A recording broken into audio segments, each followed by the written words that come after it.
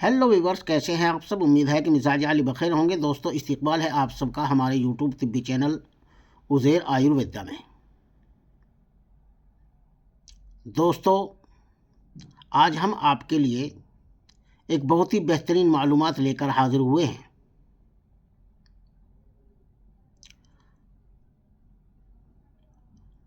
राजयक्षमा यानी फेफड़ों की सिल,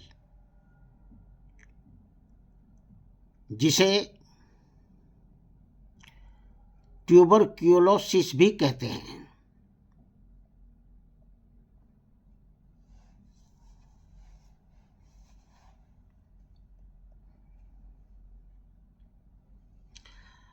आज फेफड़ों की सिल के मुतालिक हम आपको बहुत ही बेहतरीन मालूमात देंगे।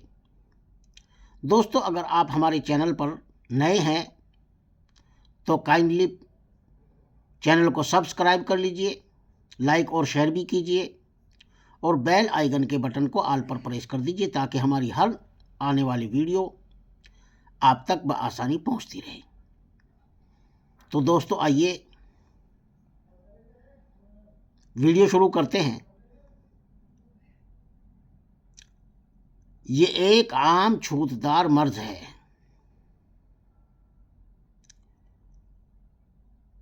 कोई कौम, कोई फिरका और कोई जिन्स इसकी जद से महफूज नहीं है। कोई भी इसकी जद में आ सकता है। अब हम आपको इसके वजूहात बताएं, इसके कारण बताएं। इस मर्ज का सबब यानी इस रोग का कारण माइकोबैक्टीरिया ट्यूबरक्यूलोसिस होता है। ये जिस्म के यानी शरीर के हर हिस्से में सरायत कर सकता है, पहुंच सकता है।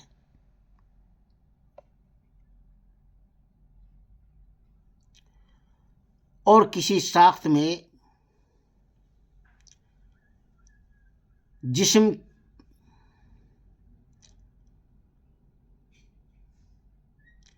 जिस्म को छोटी छोटी गांठें या दाने बना देता है। जब सिल व दिक के जरासीम यानी इसके कीटाणु शरीर में दाखिल होते हैं तो खून के सफेद जर्रात हमला आवर जरासीम से मुकाबला करने के लिए वहां पहुंचकर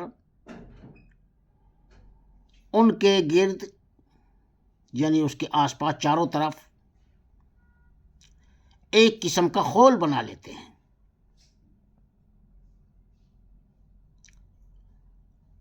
और जरासीम को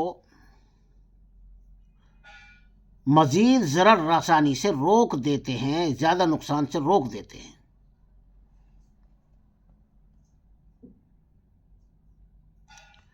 आहिस्ता आहिस्ता उस खोल की शक्ल गांठ की तरह हो जाती है। अगर उस मर्ज से फेफड़े मुबतलाए मर्द हों, फेफड़े प्रभावित हो जावें, तो उसे पल्मोनरी ट्यूबरकुलोसिस कहते हैं। और अगर इस मर्ज के जरासीम सारे जिस्म में यानी पूरे शरीर में फैल जाएं,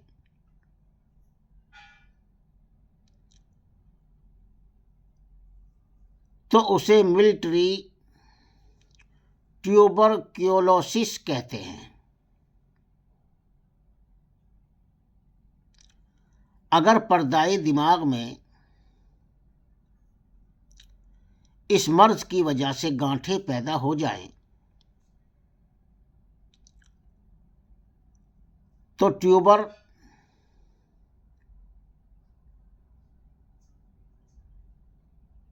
کیوسرنجائٹس کہتے ہیں. جب گردن کے غدودوں پر اس مرض کا حملہ ہو تو اسے خنازیر یعنی کنٹھ مالا کہتے ہیں. اسی طرح سل حنجری، سل بطنی یعنی پیٹ کے غدود کی سل، سل مفصل یعنی جوڑوں کی سل وغیرہ کہا جاتا ہے. چونکہ ایک یہ متعدی مرض ہے، اس لیے سل کے مریضوں سے یہ تندرست اشخاص کو ہو جاتا ہے، تندرست ویکتیوں کو بھی ہو جاتا ہے، جو صحت مند ہوتے ہیں ان کو بھی ہو جاتا ہے. اور یہ مرض موروثی بھی ہوتا ہے، باپ دادا سے بھی چلا آ رہا ہوتا ہے. دائمی نزلہ، زکام، پیلیوریسی، نیمونیا، خراب غذا، بخار کی حالت میں ملاپ، تنگ و تاریک مکانوں و کثیف ہوا میں بود و باش یعنی رہنا سہنا اس مرض کے خاص اسباب ہیں، خاص کارن ہیں، مکھیہ کارن ہیں.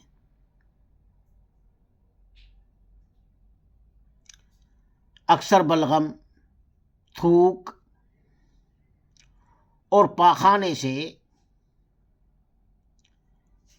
اس مرض کے جراثیم پھیلتے ہیں. اس کے جو کیٹانو ہیں، بلغم سے، تھوک سے، پیپ سے، پاخانے سے ایسے پھیلتے ہیں اس کے کیٹانو. اور سل کی بھی کئی قسمیں ہیں.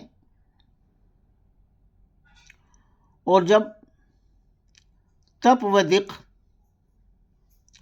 کے جراثیم کسی ایک اعضاء میں داخل ہو جاتے ہیں تو تمام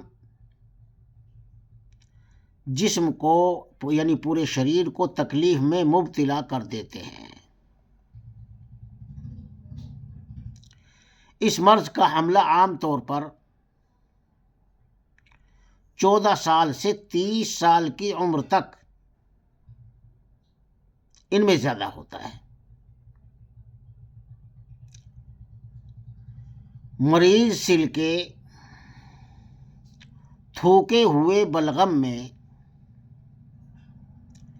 سل کے بے شمار کیڑے موجود ہوتے ہیں، بے شمار کیٹانو موجود ہوتے ہیں. یہ کیڑے خشک شدہ بلغم یعنی سوکھا ہوا بلغم میں بھی زندہ رہتے ہیں. جب بلغم سوکھ جاتا ہے اس میں بھی زندہ رہتے ہیں.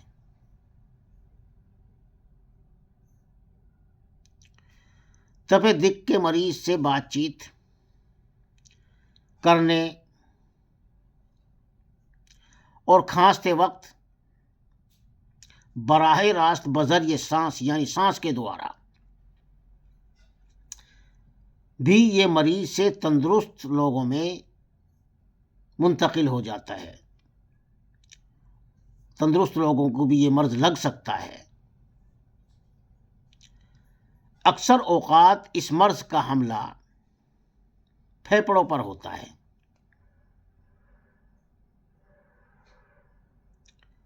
اعضائے بدن کی بڑھوتری کے لیے غذا سے جو رطوبتیں پیدا ہوتی ہیں ان کے 4 درجات ہیں، 4 درجے ہیں. نمبر 1، وہ رطوبت جو عروق شعریہ کے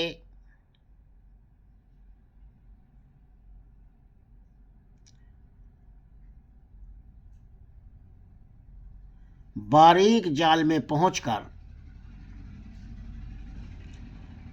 اعضاء کی غذا بننے کے قابل ہوتی ہے۔ نمبر 2، وہ رطوبت جو عروق شعریہ کے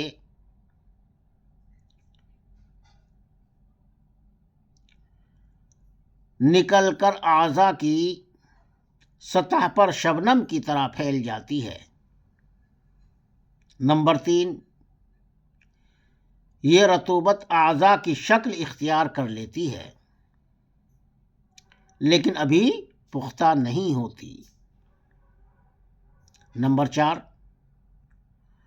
وہ پوری طرح عضو کی شکل میں مشتمل ہو جاتی ہے۔ جب تق عارض ہوتا ہے، جب تپ و دق عارض ہوتا ہے تو وہ اسی رطوبت کو فنا کرنے لگتا ہے اور درجہ بدرجہ رطوبت کے ابتدائی درجات کو فنا کرتا ہوا ترقی کرتا جاتا ہے اور پھر اعضاء کو تحلیل کرنے لگ جاتا ہے۔ معالجین نے، چکتسکوں نے اس کی مثال چراغ میں جلتے ہوئے تیل سے دی ہے۔ جب چراغ کا تیل ختم ہو جاتا ہے تو حرارت اس تیل کو جلانے لگتی ہے جو بتی میں موجود ہوتا ہے۔ یہ دق کا دوسرا درجہ ہے جسے زبول کہتے ہیں۔ جب بتی کا تیل بھی ختم ہو جاتا ہے تو خود بتی کو آگ لگ جاتی ہے۔ یہ دق کا تیسرا درجہ ہے۔ اس کو طب میں منقطع اور مخفف کہتے ہیں۔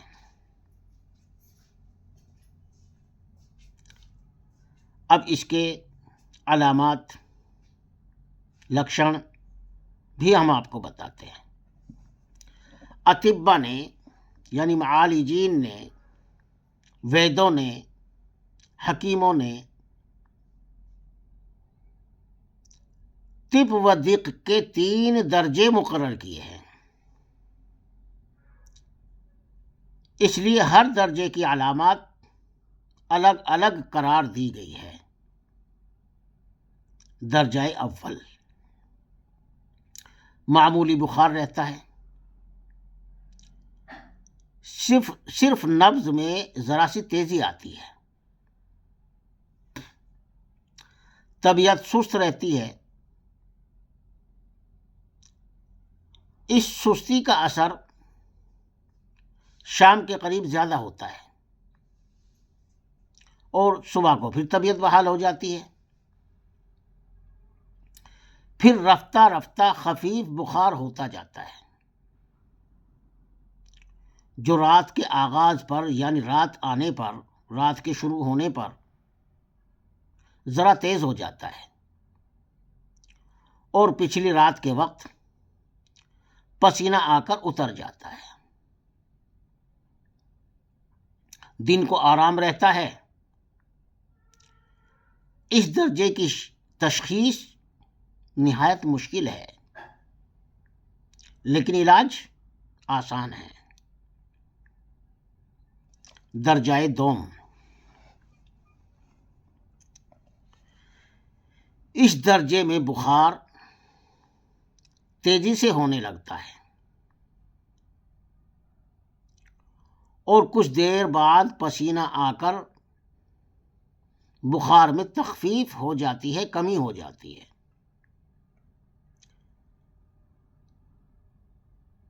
کبھی اس بخار کی 2 نوبتیں ہوتی ہیں۔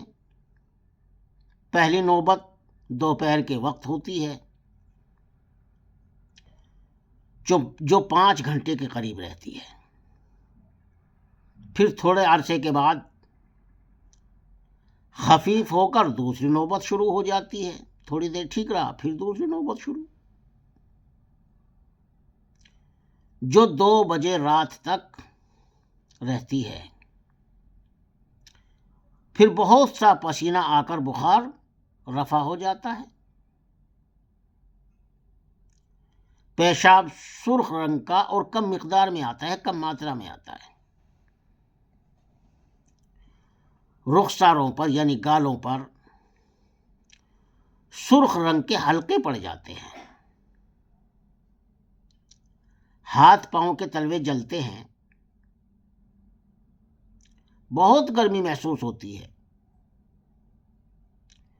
مریض روز بروز دبلا اور پتلا اور کمزور ہوتا جاتا ہے۔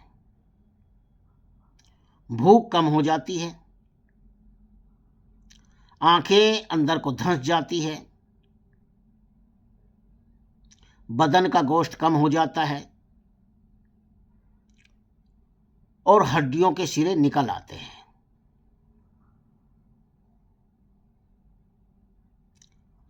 کن پٹیاں دب جاتی ہیں، پیشانی کی جلد کھنچ جاتی ہے توچا، چہرے کی رونق اور تازگی جاتی رہتی ہے، اور ایسا معلوم ہوتا ہے کہ چہرے پر گرد پڑی ہوئی ہے، مٹی پڑی ہوئی ہے۔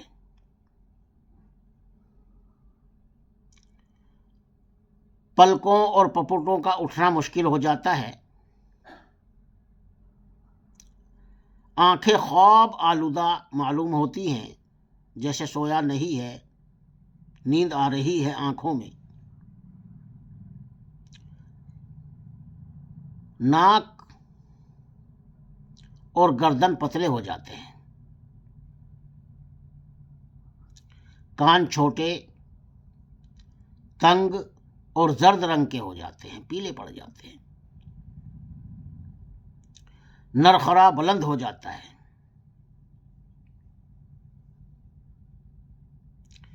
سینے کی ہڈیاں ابھر آتی ہیں، آواز باریک ہو جاتی ہے، رگیں ظاہر اور خون سے خالی معلوم ہوتی ہے، نسیں جو ہیں۔ بال لمبے ہو جاتے ہیں اور ان میں جوئیں پڑ جاتی ہیں۔ کندھوں کی ہڈیاں اونچی ہو جاتی ہیں، پیٹ کمزور ہو کر پیٹھ کے ساتھ یعنی کمر کے ساتھ لگ جاتا ہے۔ اب آتے ہیں درجہ سوم کی طرف، تیسرے درجے کی طرف۔ پیشاب میں روغنی اجزاء کافی خارج ہوتے ہیں۔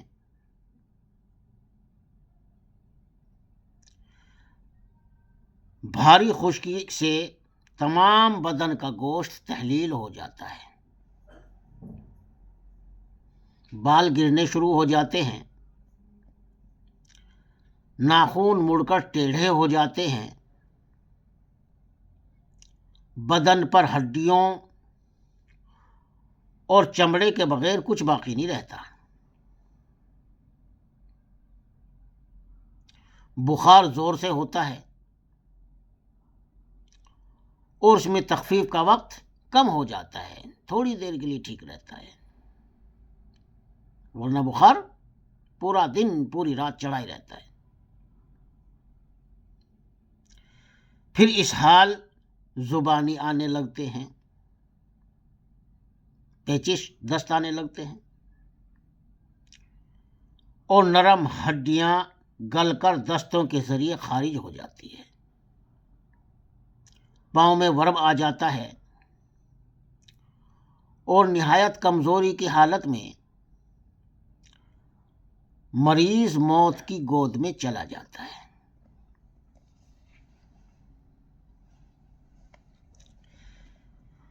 اس بخار کا دوسرے بخاروں سے تشخیص کرنا ضروری ہے۔ اس بخار میں معمولی بخار ہر وقت اور لازمی طور پر رہتا ہے۔ غذا کھانے کے بعد یعنی کھانا کھانے کے بعد حرارت زیادہ ہو جاتی ہے، نبض صلب کمزور اور متواتر ہوتی ہے، جو غذا کے بعد قوی اور عظیم ہو جاتی ہے، گالوں پر سرخ داغ ظاہر ہو جاتے ہیں، جو تپ و دق کی خاص علامات ہیں۔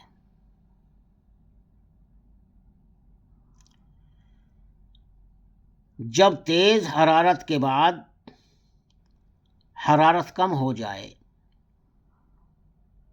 یا بالکل نہ رہے، نبض نملی ہو، پیشاب میں چھلکے دار مادہ پایا جائے، ناخن سبز ہو جائیں،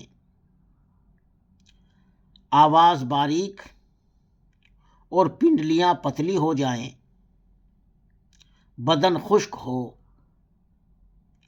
سانس تنگی سے آئے، خونی اسہال آئیں، تو مریض کا بچنا مشکل ہو جاتا ہے۔ ایسی حالت میں وہ زیادہ سے زیادہ 1 ہفتے کے اندر فوت ہو جاتا ہے، ختم ہو جاتا ہے، مر جاتا ہے۔ مسمع الصدر لگانے سے اس مرض کی تشخیص بخوبی کی جا سکتی ہے، کیونکہ پھیپھڑے میں سے ٹوٹے ہوئے گھڑے کی طرح آوازیں آتی ہیں۔ اگر ایکس رے سے فوٹو لیا جائے تو پھیپھڑے کے شگاف صاف طور پر دکھائی دیتے ہیں، شگاف پڑے ہوئے ہیں۔ اس بیماری کی تشخیص مریض کے تھوک سے بذریعہ خوردبین بھی کی جا سکتی ہے، دوربین کے ذریعے بھی۔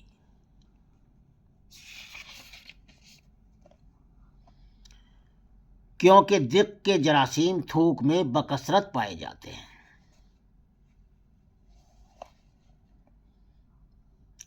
اس کے علاوہ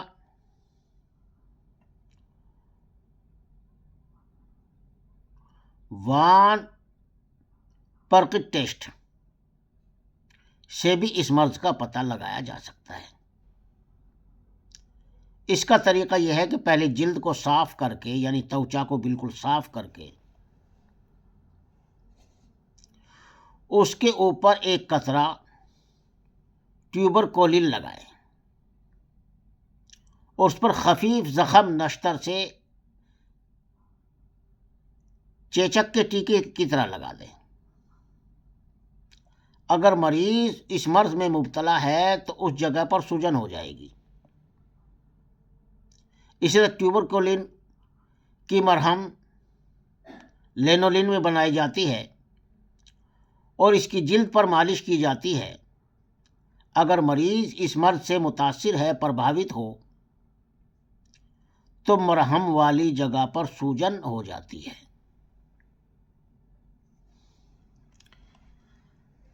اب ہم آپ کو بتاتے ہیں بلغم کا دوربین کے ذریعے سے جانچ کا طریقہ۔ تپ و دق کے مریض کی بلغم کا خوردبینی امتحان کریں۔ اس سلسلے میں رات کو مریض سوتے وقت 1 ڈھکنے والا چھوٹا سا برتن رکھیں۔ جب کھانسی آئے اور بلغم خارج ہو تو اس میں تھوکیں۔ صبح اس بلغم کا معائنہ کیا جائے اور بلغم کا ایک چھوٹا سا ٹکڑا سلائی پر لے کر سلائیڈ پر رکھیں اور دوسری طرف سلائیڈ اس کے ساتھ چسپاں کر کے حرکت دیں، یہاں تک کہ دونوں سلائیڈوں کی ملحقہ سطح پر بلغم کی ایک نہایت باریک فلم بن جائے۔ اب ان میں ایک کو شعلے پر ذرا گرم کریں، اس قدر نہیں کہ جل جائے، پھر ٹھنڈا ہونے پر اس پر کاربل فکشن جو اس کام کے لیے خاص رنگ ہے اس قدر ڈالے کہ سارے فلم ڈوب جائے، لیکن اتنا نہیں کہ سلائیڈ سے نیچے گر جائے۔ اب اس کے نیچے اسپرٹ لیمپ رکھ کر اس قدر آہستگی سے گرمی پہنچائیں کہ رنگ کا گھول ابلنے نہ پائے، صرف بخارات اس میں سے نکلتے نظر آئیں، اور ڈبونے پر نکال کر پانی میں ڈبا دیں، پھر تیزاب میں، پھر پانی میں، یہاں تک کہ اس کا رنگ دور ہو جائے۔ اب فلم کے تمام حصے سوائے جراثیم دکھ کے اپنا رنگ کھو چکے ہوں گی۔ دکھ کے جراثیم یہ رنگ اتنا پختہ چڑھتا ہے کہ تیزاب سے بھی نہیں اترتا۔ اب سلائیڈ پر میتھیلین بلبوں کا 1% کا گھول ڈالیں اور 1-2 منٹ پڑا رہنے دیں۔ اس سے تمام ساختیں ماں سوائے دکھ کے جراثیم کے نیلی ہو جاتی ہیں۔ اب فلم کو سکھا کر خوردبین میں دیکھیے، اگر دکھ کے جراثیم ہوں گے، شکرانو ہوں گے، یعنی کیٹانو ہوں گے، تو سرخ لکیروں کی صورت میں نظر آئیں گے۔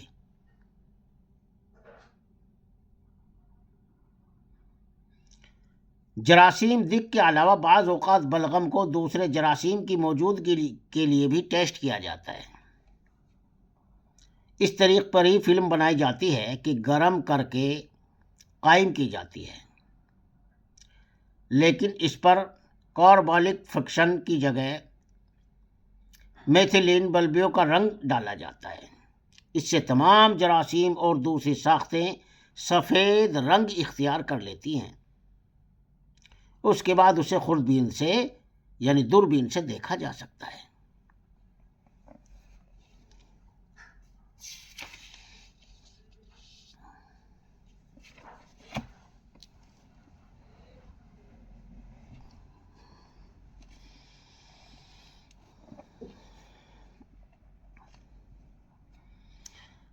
اب ہم آپ کو اس کا دیسی علاج بھی بتا دیں، یونانی۔ مریض کو کھلی اور پاک و صاف ہوا میں رکھیں، کسی باغ میں رکھنا مفید ہے۔ غذا لطیف و زود ہضم کھلائیں جو جلدی ہضم ہو جائے۔ تقویت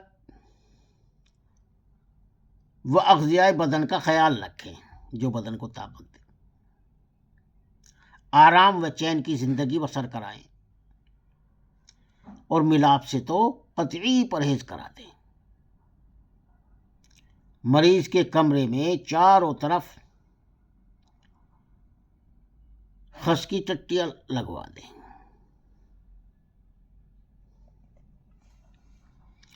اور بہت سے کھلے برتن پانی سے بھر کر رکھ دیں۔ سرد قسم کے خوشبودار پھول مثلا گل نیلوفر، گل بنفشہ، گل گڈھل، گل چاندنی، گل سرخ، سدا بہار، گلاب، چنبیلی وغیرہ رکھیں۔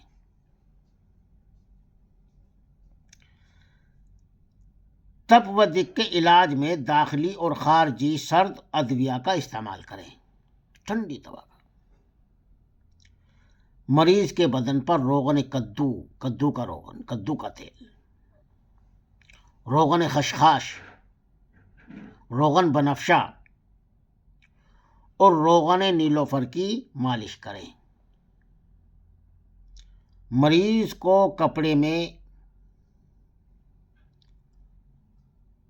کپڑے بھی سندل سے رنگے ہوئے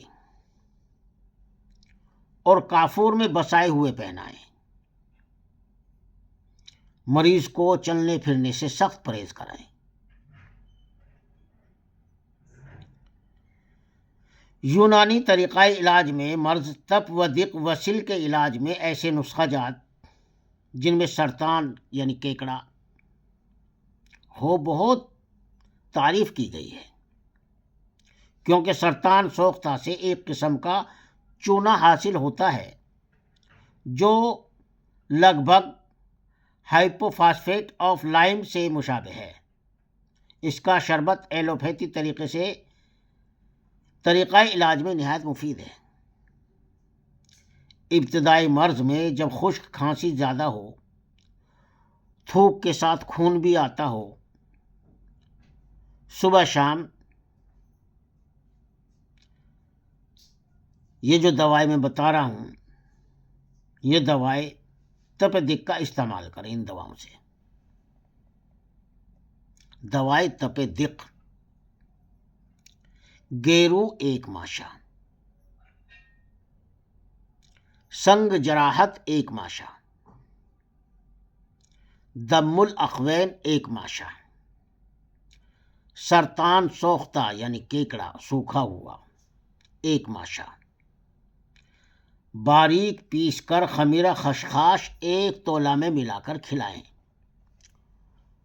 اوپر سے بی دانہ، بہی دانہ بھی بولتے ہیں، 3 ماشا، لسوڑا 9 دانے کو پانی میں جوش دے کر یعنی اچھی طرح سے پکا کر کے شربت بنفشہ 2 تولہ ملا کر پلائیں۔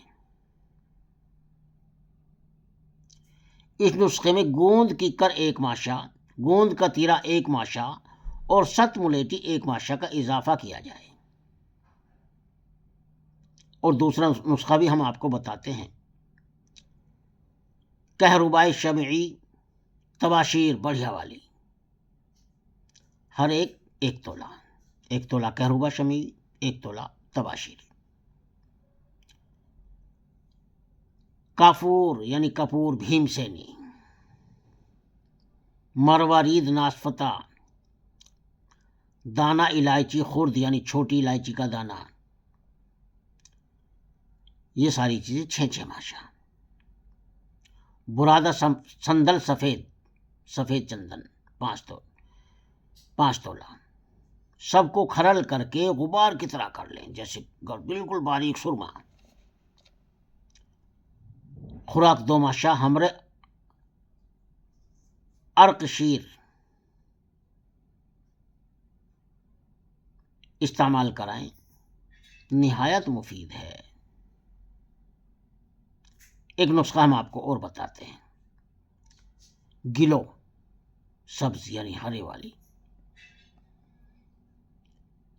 جو درخت نیم پر چڑھا ہو، گلو نیم کے پیڑ پر جو چڑھی ہوئی ہو وہ لے لے، 1 تولے کے قریب، کوٹ کر رات کو گرم پانی میں تر کریں، صبح اس کا زلال لے کر قدرے مصری شامل کر کے مریض کو پلائیں۔ اگر کھانسی ہو تو سفو ملیٹی چھلی ہوئی 6 ماشا بھی گلو کے ہمراہ تر کریں۔ اگر حرارت زیادہ ہو تو شیرہ خیارین اور شیرہ مغز کدو 7 ماشا بھی اضافہ کریں۔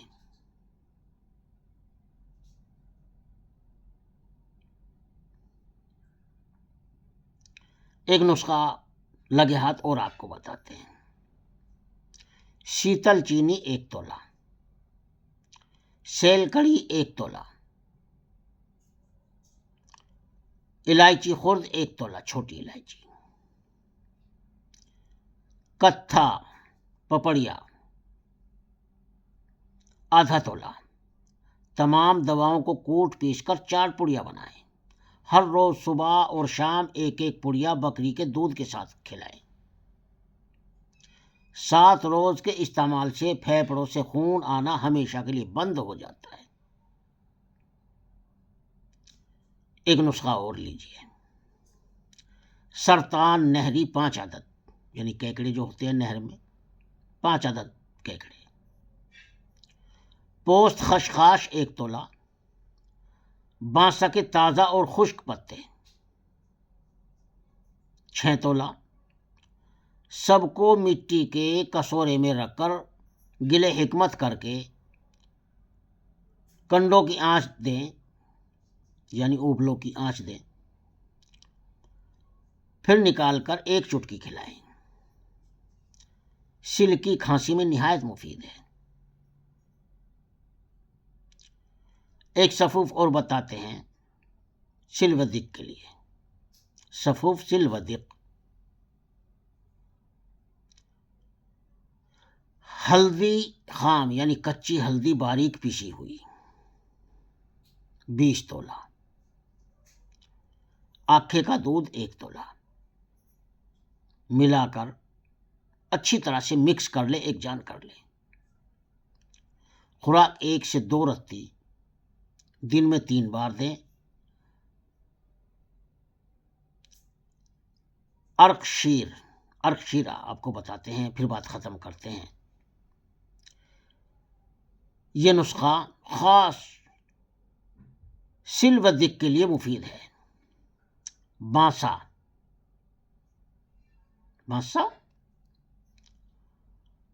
عنب الثعلب، سندل سفید، دھنیا خشک، گلوئے سبز، گل سرخ یعنی گلاب کے پھول، ملیٹھی چھلی ہوئی، پھول منڈی، شاہترہ کے پتے، دھنیا کا پانی، ساری چیز 10-10 تولہ یعنی 100 گرام۔ سیب لال 10 عدد، لال سیب۔ کپور 1 تولہ، کافور 1 تولہ، اور گائے کا دودھ 5 سیر 5 کلو۔ دریا کا پانی یا بارش کا پانی 6 سیر۔ کپور کے علاوہ تمام دواؤں کو اکٹھا کر کے رات کو بھگو دیں۔ صبح بدستور عرق کشید کریں، عرق نکال لیں، اور کپور کو نیچے پر باندھیں۔ عرق 6 بوتل نکالیں۔ خوراک 4 تولہ صبح، 4 تولہ شام استعمال کرائیں۔ اب آپ کو قرص کافور کا نسخہ اور بتا دیتے ہیں، سل و دق کے لیے بہت مفید ہے۔ مغز بیج کھیرا، کھیرے کے بیج کا مغز، مغز بیج خربوزہ، مغز بیج کدو یعنی پیٹھا، مغز بیدانہ ہر ایک 5 تولہ یعنی 50-50 گرام، گل سرخ، ست ملیٹی، تباشیر اصلی یعنی بنسلوچن، ساری چیز 3-3 تولہ، گوند کا تیرا، گوند کی کر، نشاستہ، سندل سفید 2-2 تولہ، تخم کاہو شدھ 1 تولہ، کپور اصلی 8 ماشا۔ سب ادویوں کو کوٹ کر 7 اسبغول سے قرص یعنی گولیاں بنا لیں۔ خوراک 6 ماشا ہمراہ مناسب عرق استعمال کریں۔ اب دوائی دق بھی آپ کو بتاتے چلیں۔ کہربائے شمعی، تباشیر اصلی 1-1 تولہ، بھیم سینی کپور، سچے موتی اصلی والے، دانہ الائچی خرد، ساری چیز 6 ماشا، برادہ سندل سفید 5 تولہ، سب کو کھرل کر کے سرمے کی طرح بنا لے بالکل۔ خوراک 1 سے 2 ماشا ہمراہ عرق شیر دیں، نہایت مفید ہے۔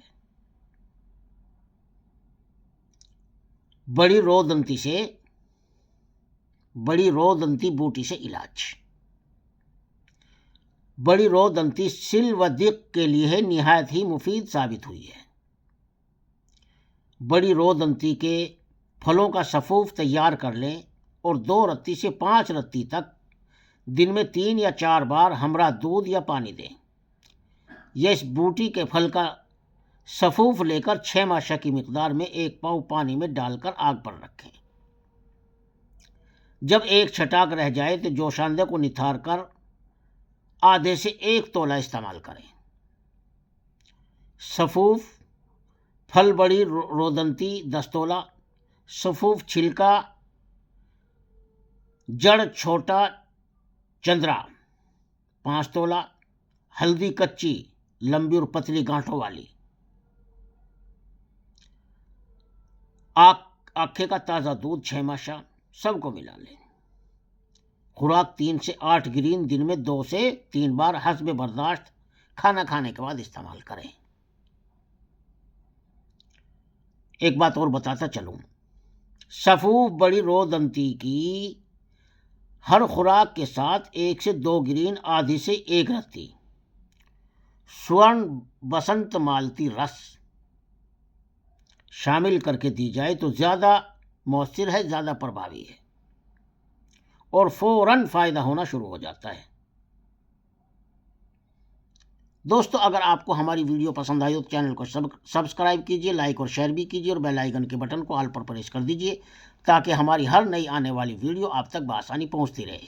دوستو ہمارے چینل پر مزید طبی معلومات و تحقیقات، جسمانی امراض اور ان کے علاج، قدرتی جڑی بوٹیوں دوارا علاج، پھلوں اور سبزیوں کے خاص اور ان کے فوائد اور بہت سارے اپنے تجربات اور مجربات بیان کیے جاتے ہیں۔ ان ساری معلومات کو حاصل کرنے کے لیے آپ خود بھی ہمارے چینل کو سبسکرائب کیجیے، اپنے دوست احباب کو بھی دعوت دیجیے۔ انشاءاللہ ہم آپ کی اسی طرح خدمت کرتے رہیں گے۔ السلام علیکم ورحمۃ اللہ۔